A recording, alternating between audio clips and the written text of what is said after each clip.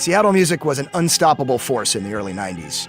Its influence colored every aspect of pop culture, from television and film to literature and fashion. In my eyes. Albums by Seattle bands sold in the millions.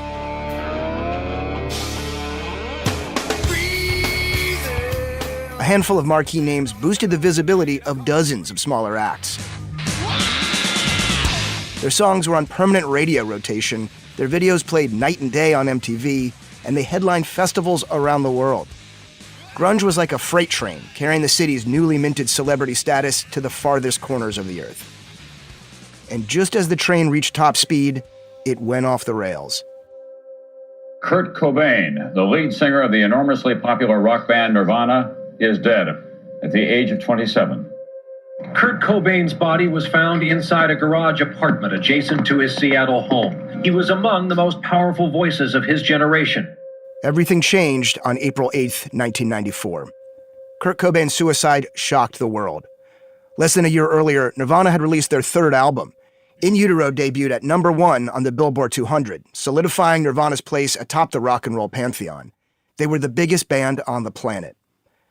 Kurt had long been troubled by addiction, and he had a hard time handling stardom and the intense public scrutiny that came with it. His sudden death was a punch to the gut, and it hit Seattle particularly hard. 2 days later, more than 10,000 fans came together for a spontaneous gathering at Seattle Center. Fans brought flowers, notes, even candles. And like Erica Miller, they brought their grief. His music meant so much, it touched so many people's hearts that it's really difficult. When I heard the news, it felt like I lost one of my best friends, really did. It really sucked. I just think that it's a loss. I like Kurt Cobain a lot, and I listen to Nirvana a lot. And there's no more Nirvana, so just go on. The vigil took place right beside the site of Nirvana's last local concert. The band brought the In Utero tour to Seattle Center Arena for 2 shows just 3 months earlier, the biggest venue Nirvana had ever played in the city.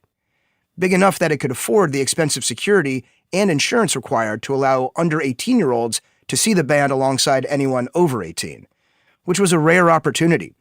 The small nightclubs where Nirvana played most of their shows were off limits to young fans thanks to Seattle's teen dance ordinance. The law had been on the books since 1985. Nirvana's impact was immense, and Cobain's passing cast a dark shadow over the city. Everyone felt it. Combined with the oppressive atmosphere created by the TDO, the gravity Seattle once exerted was dissipating. The city had failed young artists and fans alike. Instead, all-ages shows went into the suburbs outside the city, giving rise to a new crop of Northwest bands. But the TDO didn't completely kill the all-ages scene in Seattle. Music lovers got creative.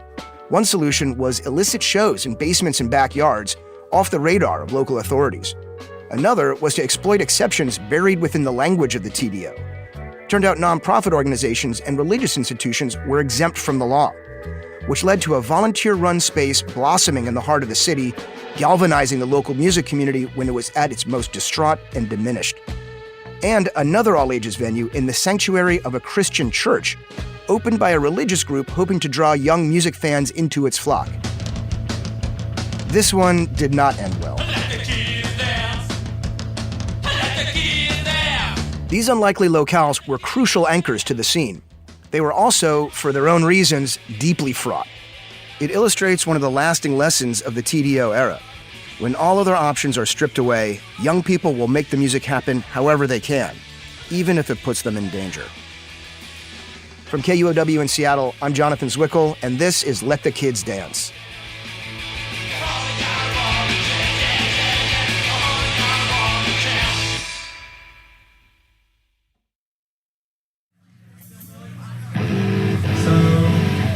I don't have a voice. I gotta pee. Everyone's ready to go.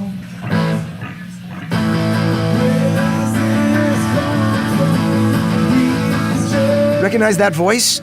That's Dave Grohl, live on stage. A year after Kurt Cobain's death, the former Nirvana drummer started his own band. Their public debut was at Seattle's one and only all-ages concert venue. To my knowledge, we did the first paid show of the Foo Fighters. Meg Wachin started producing events at the Velvet Elvis in early 1993, including this inaugural Foo Fighters show on March 4th, 1995, which was supposed to be a secret. We tried to keep it on the down low.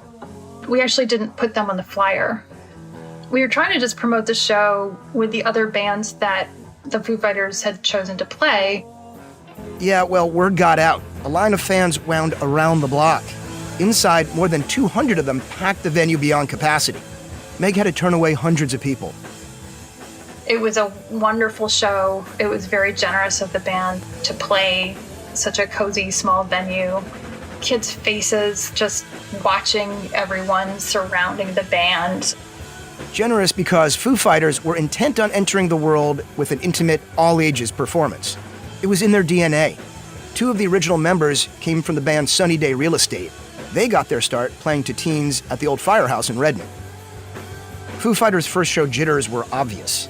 They looked and sounded super raw, a far cry from the arena-ready polish of their first album, which was only months from release. But everyone in the room was totally engaged. No bar or booze to distract them. Fans stood on the stage, surrounding the band. Some even jammed right up in front of them. People were just enthralled being so close. It was a really cool thing that they did. It was like a real honor to host them.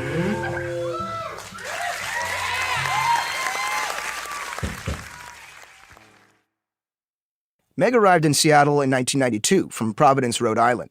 Her older sister had moved out earlier. Meg knew Seattle's Sub Pop records from her college radio station. In Providence, she went to all-ages shows featuring weird upstart bands. Given all the incredible music Seattle had spawned in the last few years, surely it would offer a killer music community too. But it was bifurcated. It was definitely sort of split between 21 plus, which it just seemed silly. I mean, if you're in a band, how do you get bigger and better? It just didn't seem like there was a space for that or a way for that to happen. The scrappy scene Meg was searching for had been driven underground by the Teen Dance Ordinance. The TDO aimed to protect people under 18 from exposure to illegal drugs and unscrupulous adults, but it ended up shutting down all-ages spaces and forcing most concerts into bars. Live music was everywhere in Seattle, but if you were under 21, it was virtually impossible to participate. The solution for young fans and smaller bands was clandestine shows at punk houses spread across the city. You just throw a show, take a couple bucks at the door for the band stop gas, that kind of thing, like very just grassroots DIY. We would do house shows all the time.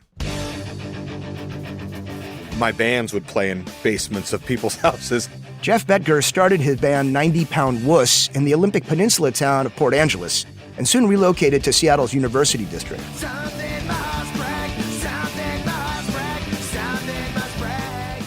The neighborhood was home to some legendary band houses in the 80s and 90s, and Jeff's was one of them, Hiawatha House. 3 bedrooms, big basement, punks everywhere. You'd just get old mattresses and whatever and put it in your basement and have band practice. Yeah. And it would sound like woo, muffled like music being played if you were outside, but it was unlikely for people to care. In the summer, when the weather was good, some of these places would host bands in their backyards. Soul House was famous for wild shows that happened on the backyard skate ramp. There was so many people like jumping off of their amps, the guitar players' amps and everything, and it was complete and utter bonkers. Like the walls ended up having holes in them, the sheetrock and stuff. By the time it was done, it was just crazy show. But otherwise mostly safe and like self-contained. Yeah, even that was safe. Nobody got hurt. The TDO made running a regulated all-ages venue almost impossible, so punk houses were an alternative means of keeping the music scene alive.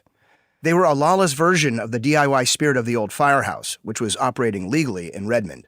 That's what you do when you basically live in a very liberal artistic city that has antiquated laws that look like the movie Footloose. I mean, that's essentially, you just find your way to do shit. Like, that's essentially what we did. You have to rebel. Yeah, and if you're way into your own music, you're going to find a way to perform it for somebody somehow. Because of their underground nature, punk houses didn't advertise their shows. They were cheap and open to anyone, but also exclusive. Either you knew someone who knew someone, or you lived in the neighborhood and followed the noise. But as fun as they were, bands also wanted to play formal venues with professional sound and lights, where they could bring more people in the door. So when Meg Waitjen heard from a friend in a San Francisco punk band who was looking for a place to play in Seattle, she mentioned a few legit venues that might book them. They were like, oh, those places are 21 plus. We know about them, but we only play all ages. And I was like, oh, cool. Like, that's kind of a revelation. So I was like, oh, that's badass. You only play all ages. Okay, I'll find a place for you to play. Meg called every event space she could find in the phone book. But when she explained that she wanted to host a concert, she got more or less the same response from everyone.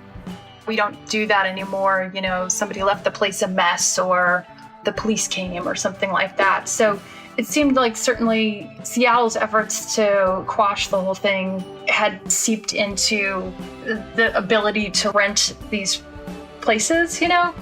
Meg could only find interest from bars or punk houses. All of Seattle's unconventional art spaces, like the Bird and Guerrilla Gardens, they were gone. I think the Seattle scene at the time suffered. There just wasn't that gritty place to sort of birth cool things, you know? Unfortunately, you might have to flout some laws to do it. It was very much like, fuck the laws.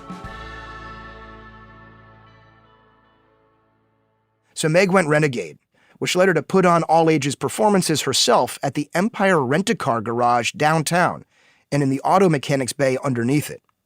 I don't even know if the guys who we paid to use the space were the owners of the business that occupied it. I just know that they worked there and they were total shysters, and it was just very nerve-wracking because there'd be like a pile of kids in the ramp. And, you know, it seemed like a smart thing to kind of encourage people not to hang out in the streets so we wouldn't attract like cops and stuff. So we kind of had corralled people down the ramp, and then like one of these yahoos would try to like drive their car up the ramp, and it was nuts, you know. And meanwhile, we'd be trying to like get the next band to play. That sounds like chaos. Yeah, it was chaos. I'm glad that everybody made it out okay. It was a fucking nightmare. Like, the shows were awesome, but the guys who rented us the space, they would drive in and out, revving their cars and almost hitting kids. It was just crazy. The garage concert scenario demonstrated the same lesson that Keith Aspie discovered when cops shuttered his hip-hop dance parties, pushing him into dicier, unregulated venues. When safety measures such as the TDO don't accurately address the needs of the public, they end up endangering the people they're supposed to protect. Like so many would-be concert promoters before her, Meg was ready to admit defeat. Seattle was just too hostile to the kind of music community she dreamed of. Then Meg got a phone call from a friend who connected her to the exact kind of space she was looking for, an experimental theater in a historic building. The Velvet Elvis was an existing, you might call it an off-Broadway theater, or like a cool alternative theater down in Pioneer Square. And it had been set up by this great group of creative folks Who desperately needed money. Meg says the theater was $20,000 in debt, most of which was accumulating interest on board members' credit cards. So they offered the use of the theater during dark weeknights and during the day on weekends. They rented it as like an empty black box. They got risers, they got seats. I'm not sure if there was a stage there, but they found used curtains, and they made the space look really cool. They hung these funky old thrifted lamps from the ceiling, and that was the lighting, you know, when the lights would come up. In the entrance hallway to the theater hung the namesake portrait, Elvis Presley in Shakespearean garb, holding a human skull in the mode of Hamlet's "Alas, poor Yorick" monologue, painted on black velvet. Meg loved the off-Broadway vibe of the theater, but what really turned her on about the Velvet Elvis was its nonprofit status. If you were a nonprofit, you were exempt from the teen dance ordinance, and the Velvet Elvis was a nonprofit. Falling under their nonprofit umbrella allowed us to do events without the threat from the teen dance ordinance shutting down shows. We were hassled in other ways, but at least the teen dance ordinance we were exempt from. It was the green light she'd been waiting for. My chief concern was definitely to do my best to provide a safe space for kids, because growing up can be so alienating, especially if you're questioning anything from gender to sexuality to your existence on the planet. So to have a space where you can go and be yourself, that was something that was really important to me to promote and preserve. And I certainly got a fair amount of shit from it. The venue split all door proceeds with the bands 50-50. Profits would go right back into the theater. To keep costs low, concert staff was made up of volunteers, mostly teens and college students. A tenuous business model, to be sure.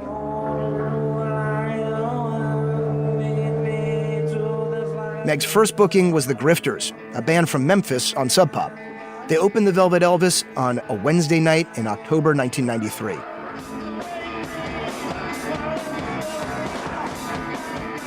I just remember it being very exciting that things were happening in what felt like a sort of safe space, that the show felt real. We're exempted from this dumb teen dance ordinance thing. There's a roof over our heads. There's no one driving a car through a pile of kids. You know, they were not super well attended, those early shows. Running an all-ages venue in the TDO era was risky, legally and financially. But it was working. Attendance picked up. The shows were excellent. But sure enough, once more people caught on, so did the authorities. The fire department would come, the liquor board would come, the police would come. Like, they tried every which way, even though we were exempt from, the teen dance ordinance. That didn't matter. They still tried to shut the shows down. Meg once encountered a pair of cops outside the venue walking the Pioneer Square beat. They told her the music was too loud. She had to turn it down or they were going to pull the plug. They were like, yeah, there's noise ordinances, and I was like, yeah, I know, I'm totally aware. Like, we do happen to be between the level of this and this decibels, and it is after 8 a.m. in the morning, actually. So I have a noise meter inside. Do you want me to go get it? I can show you. Which was total bullshit. and they just lost interest and just kind of walked off. Why do you think that is? I think adults might be afraid of what kids are capable of. But, But to me, I just saw it as squashing creativity. It really did seem almost coordinated, just the number of, I'll use the word attacks, that we had to sort of creatively and intelligently fend off. She needed help. And I knew a friend of a friend and kind of got involved, and it transformed me. It really made a difference. James Keblis was a student at the University of Washington in 1995 when he started volunteering at the Velvet Elvis. It was a formative time for him and for Seattle's shifting musical landscape. We put on like Death Cab for Cutie shows and Modest Mouse shows when they were kids, like their first shows. It was a real community place and everybody was doing it together and everybody was contributing to promote the shows and market the shows and clean up after the shows and everything. You just got a sense of being part of something really big. And that's really what shaped me. From here on out, I'm going to do this. We were able to keep the doors open because we had volunteers. We would try to buy lunch for the volunteers out of our 50% if that much money came in. If not, we would try to give as much as we could to the bands so they could get to their next place. The acts were usually committed to the all-ages DIY ethos. Foo Fighters, Modest Mouse, Death Cab for Cutie, Slater-Kinney, Bikini Kill, Jeff Buckley. They all loved performing at the Velvet Elvis. In 1994, Green Day's Billy Joe Armstrong brought his solo act, Pinhead Gunpowder, to play to a packed house.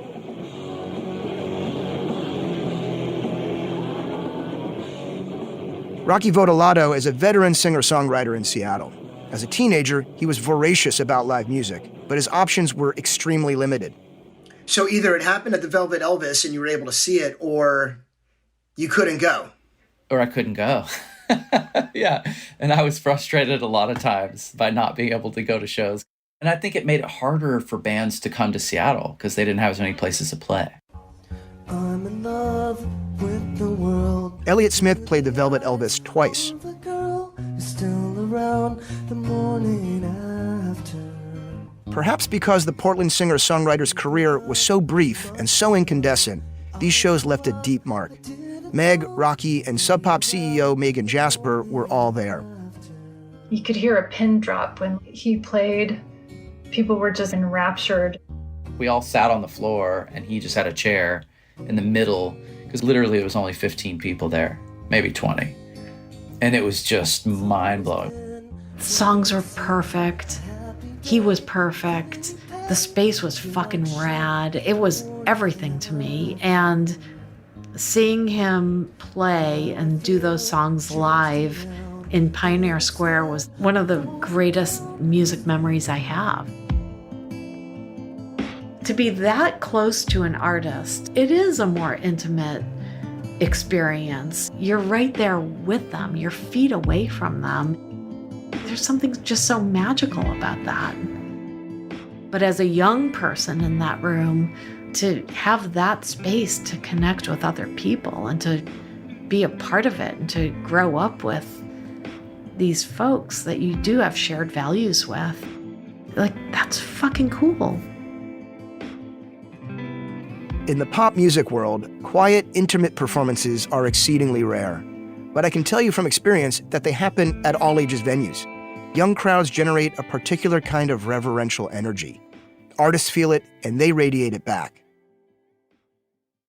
The Velvet Elvis hosted thousands of bands over its 6-year run. During that time, it was Seattle's sole concert space dedicated to all ages music. It registered no violence or serious incidents. But even successful nonprofits are difficult to maintain. At a time when the music scene was demonized by politicians and civic leaders, institutional support for a rock venue was poor. Meg's policy of splitting door profits with bands was equitable, but it was barely profitable.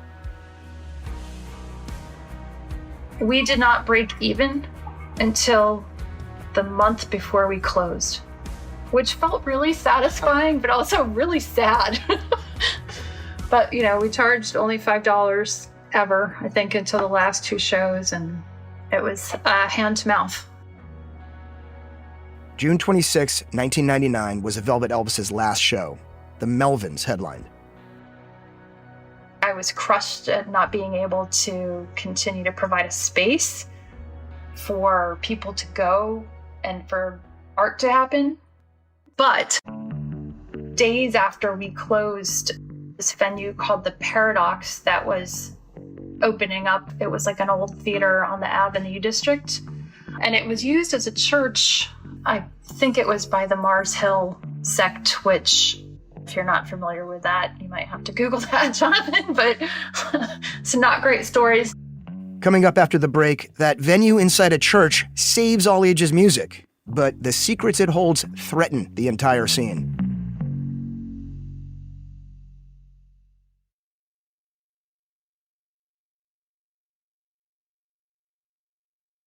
I didn't have to Google Mars Hill. The stories about Seattle's conservative Christian megachurch made national news. Meg describing them as not great states the case rather mildly. Mars Hill Church is part of another lesser-known chapter of the Seattle music story. See, back at the turn of the millennium, Seattle was the epicenter of Christian rock. Tooth and Nail, the richest and most prolific Christian rock record label in America, was based here, right across the street from the Velvet Elvis, in fact. At the same time Christian rock was having a moment in Seattle, bands were playing legal all-ages shows at Christian churches across the city. Because along with nonprofits like the Velvet Elvis, religious institutions were also exempt from the teen dance ordinance. I think local churches saw an opportunity there. They saw that there was this gap in youth outreach that they could fill. Megan Sealing was a suburban Seattle teen in the late 90s. She loved live music, and church shows were one of the few ways to experience it. She says churches opened the doors of their social halls and basements with the promise to keep religion out of the picture. They're not all Christian bands. It's not all Christian rock, and we won't preach or anything. Like, it's not about going to church. It's just we want you kids to have a place to go and see shows. There isn't any other place in the city. Even if it was Christian rock, you might not have known it by listening. Jeff Betker's band 90 Pound Wuss, they were a Christian band.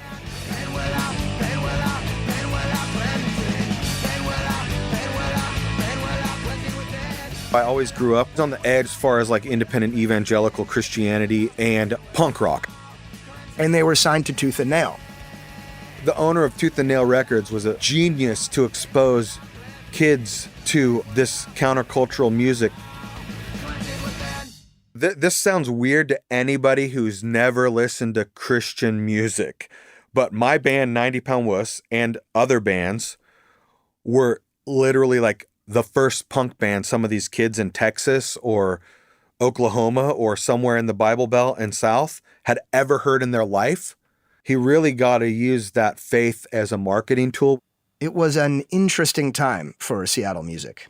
According to Jeff, Tooth and Nail's Christian bands were just as quintessential as their secular counterparts. There was either like Sub Pop adjacent, or like Tooth and Nail adjacent kind of things happening in the city at the same time.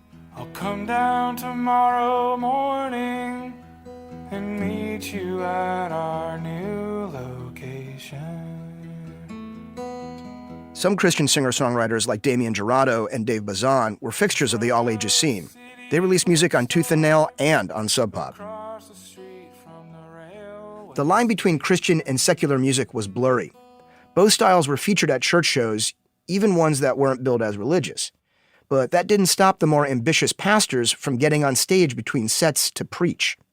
Try to be like the cool pastor, the cool the cool guy, being like, I know you're not here to hear this, but just so you know, God loves you even if you don't love him, and even if you're here listening to punk or metal or like whatever it was. And there would be some cases like kids would go outside, kids would turn their back to it. I think not having actual all ages venues, that was one of the downsides of it, is like anybody could kind of start their own unofficial all ages venue. And it could be people who had sort of a predatory nature, like Mars Hill. Mars Hill Church launched from Mark Driscoll's Seattle living room in the mid-90s. The ministry grew quickly over the years, finding bigger and bigger spaces to accommodate its surging congregation. It sold itself as the church for people who don't go to church, with the young, spiky-haired, guitar-playing Driscoll as the punk rock pastor. You can hear what they're going for in this 2003 promotional video. From punk to grunge to indie rock, the Seattle sound is unmistakable. From the beginning, Mars Hill has incorporated Seattle's many musical styles into its worship. Driscoll's cool Christian messaging found an audience, even in a city with a long-standing skepticism of organized religion. Music, we believe, is something that was created by God. In fact, there's an Old Testament book that speaks about God as a musician and a songwriter. We believe that one of the reasons that people love music is because God is a creator. He has made us to be creative. And so for us, music is a very sacred thing. The Paradox opened in the University District in 1999, right in time to fill the void left by the death of the Velvet Elvis. The fact that it was owned and operated by Mars Hill was more of a curiosity than a barrier to entry. They'd throw hardcore shows on Saturday night, then host worship services on Sunday morning in the exact same space. I felt like, well, this is great. This is the Church of Immaculate Loophole. And the reason why it happened was because of the teen dance ordinance, because they already had the insurance for a gathering as a religious nonprofit. Jeff went to Mars Hill Church services in between tours with 90 Pound Wuss. Driscoll asked him to play bass in the church worship band, and Jeff brought his connections in the music scene to book bands at the Paradox. Christian or secular, it didn't matter much to Jeff. He was just glad to have a space to showcase the music he loved. This church let me do all this shit there that I was already a part of and going to, and I was a part of the scene. Look, in hindsight, I think I was definitely like, how could you say it? They were seeking me out, and they definitely used me for my clout and ability, and they had other ideas that I wasn't aware of. Nobody was aware of Driscoll's other ideas at first. I mean, Mark Driscoll's whole appeal at the beginning was that he's like not a regular pastor, he's a cool pastor. He would swear and like, wow, isn't this edgy? Having rock shows at the church fit in with that narrative. Alicia Blake started going to shows at the Paradox when she moved to Seattle from the suburbs. She wasn't religious, but the connection to Mars Hill didn't bother her because the Paradox itself wasn't obviously churchy. It was a filthy old rundown theater. Some of the seats were left. Some of them were functioning. If it was a room full of kids, it was stinky and sweaty, but just, felt kind of electric. That electricity was the feeling of all ages community. Tons of bands touring through Seattle played the Paradox. Most were secular, some Christian. And there's just so many bands that I saw while I was working there. And I watched them play to 10 people, and it was one of the best shows I think I've ever seen, you know? Like Jeff, Alicia wanted to be a part of it. She volunteered at shows and then was hired to run audio production. It was such a big scene, and it just felt like a lot of things were happening at the time for these bands. The vibe was more just we are all here for this one thing, and we're all going to take care of each other. It was more of a community, and that was something really exciting for me to see. Everybody would just be up front, jumping off the stage, going crazy. It was safe because everybody's crammed right up there in front of the seats. It was just fun. As long as church and state stayed separate, so to speak, the Paradox served its intended purpose, a safe place for young people to see live music. But the blending of rock and religion that was happening at the time brought a certain tension. Digging up the root of my confusion. You could hear it in the music itself. Beloved musicians like Damien Jurado and Dave Bazan sang about their moral grappling with church doctrine.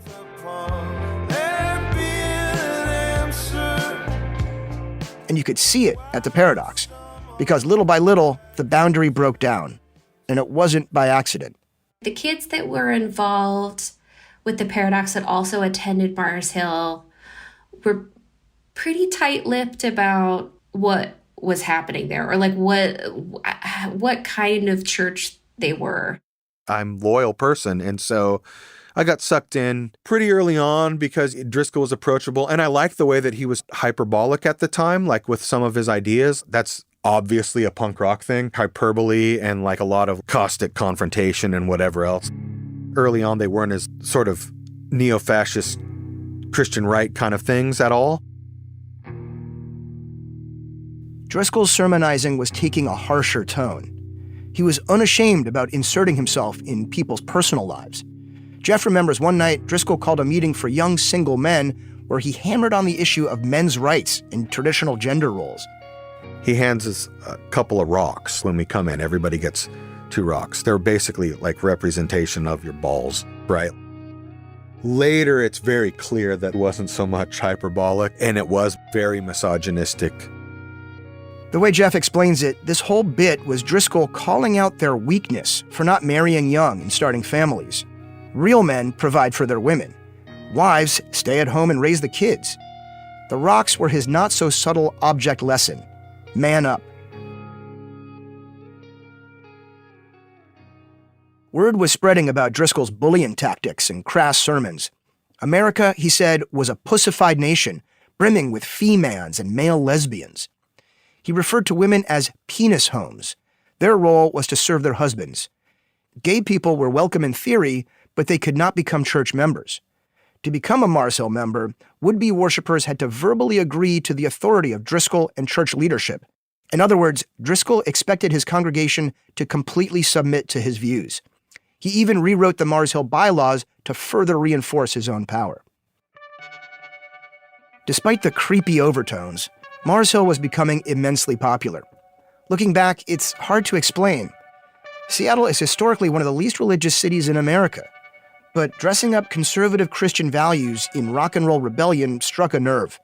It seems like the novelty was enough to draw in curious congregants, and maybe the community they found was enough to keep them coming back. After 4 years headquartered in the University District, 4 years of exponential growth, Mars Hill opened a brand new facility in Ballard. The new space had a full-size concert stage and lighting built in and could hold more than 1,000 worshipers in its main hall. It set Mars Hill back almost $5 million. Driscoll closed the old Paradox and relocated the venue into his gleaming new megachurch. I probably should have left the church when they shut down that building. I didn't, for mostly my relationships with a bunch of people that I had there. Alicia wasn't thrilled with the move either. She was now a full-time booker and had a harder time convincing bands that the new venue wasn't a church operation. And then you're also trying to tell people attending shows no, this isn't the church. I am not with the church. We just happen to have a new place to do these things. Because still at that point, TDO had not been repealed. So we're still coming up against the same things and still trying to provide that space. But in fact, church leaders were subtly exerting their influence over the Paradox. Alicia showed up early before each concert to collect the Mars Hill brochures they planted in the dressing room. There was some pamphlets for man camps and camps for women who are looking to be wives. I'm like, this feels backwards. This does not feel of the 2000s in liberal Seattle. This does not feel good. Mars Hill was going nationwide. At its height in the mid-2000s, it counted 15,000 members at 15 locations across 4 U.S. states. 200,000 more watched services online every Sunday. And I know, unfortunately, there was plenty of people who ended up attending church there because they would see us booking shows, playing in bands, and playing at the church band. Megan Seeling agreed. And then it gives validity to whatever it is that church is doing, which it turned out was run by a big Ed. Up to this point, Alicia had been in the dark about Driscoll. Then she tried booking Damien Gerardo to play the new Paradox. Damien's agent called her back right away. And he was like, I don't know if Damien's into playing this show because of where it's at. And do you understand what is happening at this church? And I was like, I don't really know what's happening, but it doesn't feel right. And that was kind of the beginning of the end. Mars Hill had caught wind of the fact that none of their people were overseeing Paradox events. It was just Alicia. Some church leaders sat her down, told her they were getting more involved, and asked how she felt about it. And my response was, I have no interest in that. And they asked if I would like to train somebody how to do my job. And I said, absolutely not. I felt like if these guys were going to take over and start getting the church more involved, what I didn't want was all of this time I had spent assuring people that the church wasn't involved to then come to a Paradox show that I wasn't involved in and get a completely different show, to think that it's the same deal and it's not. Alicia put on the remaining shows she'd booked. After the last one in 2006, a deacon took Alicia's key and escorted her out of the building. It was not a great way to end things. And I thought for sure they were going to just pick up right where I left off and start doing shows, but they never did anything after that in that room. Mars Hill stopped putting on concerts, but the church lived on, and so did Driscoll's toxic takes. It wasn't just homophobia and misogyny. He verbally abused coworkers and fired anyone who dared to counter him. The Seattle Times reported that at one meeting, he said, quote, "There's a pile of dead bodies behind the Mars Hill bus, and by God's grace, it'll be a mountain by the time we're done. You either get on the bus or you get run over by the bus." In 2012, Driscoll was accused of spending more than $200,000 of church money to buy copies of his own book and juice its ranking on the New York Times bestseller list. It wasn't illegal, but to leaders of the church, it was certainly unethical. In 2014, after years of complaints, Mars Hill's Board of Advisors conducted an internal investigation. They concluded that Driscoll was guilty of arrogance, responding to conflict with a quick temper and harsh speech, and leading the staff and elders in a domineering manner. 21 former and current pastors at Mars Hill, including Jeff Betker, filed a formal complaint. The church that Driscoll founded kicked him out. Mars Hill dissolved shortly after. Driscoll was basically run out of Seattle, but he found a new flock. In 2016, he started a church in Scottsdale, Arizona. He's still ministering there to this day.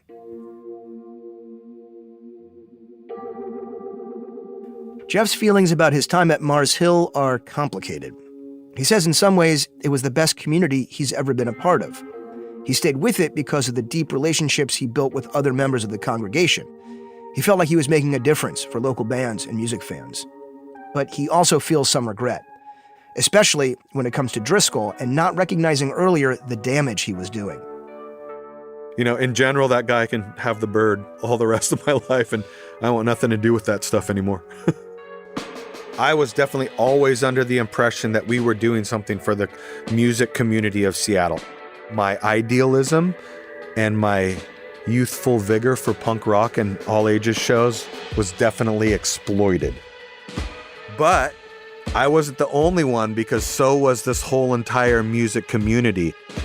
It wouldn't have happened without the teen dance ordinance. If all ages shows could exist just at clubs and bars, they wouldn't have to have these snakes come in and be like, we have a pretty shiny venue over here for the children.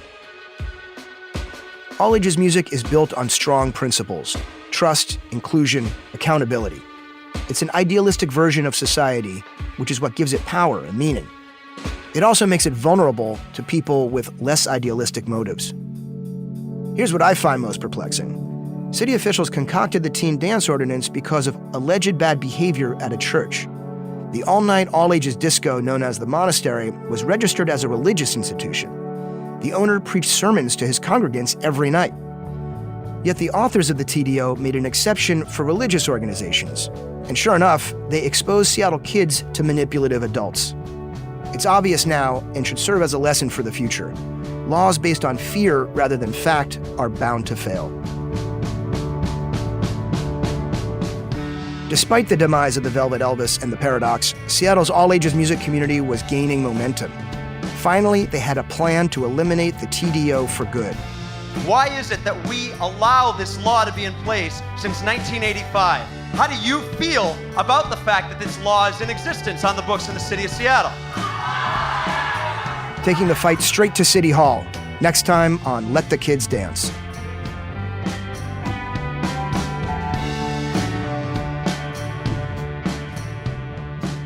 Let the Kids Dance is a production of KUOW in Seattle. We're a member of the NPR Network, a coalition of independent, listener-supported media podcasts. If you're enjoying Let the Kids Dance, consider supporting KUOW. Make a donation or become a member at KUOW.org. Let the Kids Dance is created and written by me, Jonathan Zwickle. Matt Martin produced the show. Jim Gates is our editor. Final mixing by Hans Tweit. Original music is by Ryan Devlin and Kim West of Smoky Brights and Mega Cat. Our theme song is by the Four Slicks, covering Bo Diddley. CM Ruiz designed our logo. Our production team includes Marshall Eisen, Michaela Giannotti-Boyle, Marian Muhammad, Brendan Sweeney, and Lauren Vespoli. Do you like going to all-ages shows? Did you when you were younger? Did you live through the teen dance ordinance in Seattle? Or were you part of an all-ages scene somewhere else? Tell us about it. Record a voice message on your phone and email it to dance@kuow.org.